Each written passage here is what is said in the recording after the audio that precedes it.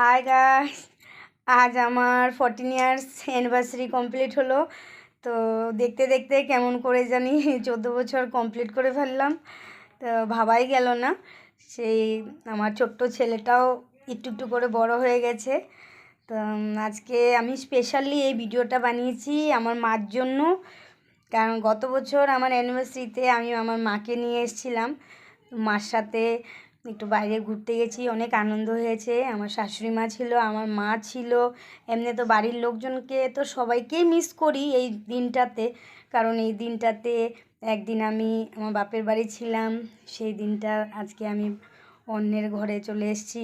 তো বাড়ির লোকজনের কথা তো কোনো দিনও ভোলা যাবে না, ভাই বোন মা বাবা সবার কথাই মনে পড়ে। তো স্পেশালি মার জন্য বানিয়েছি, কারণ মা ছিল গত বছর। এবছর মনটা খারাপ, কারণ 3-4 দিন আগেই মা আমার বাড়ি থেকে গেছে। আর যদি আর 3-4 দিন থাকতো তাহলে মা আজকে আমার সাথে থাকতো। তো এই জন্য মা, তুমি শুনতে পাচ্ছ? তোমার মেয়ে কিন্তু তোমাকে ভীষণ মিস করেছে কিন্তু। আর আমার শাশুড়ি মাও বলেছে যে আজকে তোমার মা থাকলে আর একটু আনন্দ হতো। তো তোমাকে আমি আর কি বলবো, তোমার মেয়ের চোখের জলও আসছে তোমার জন্য।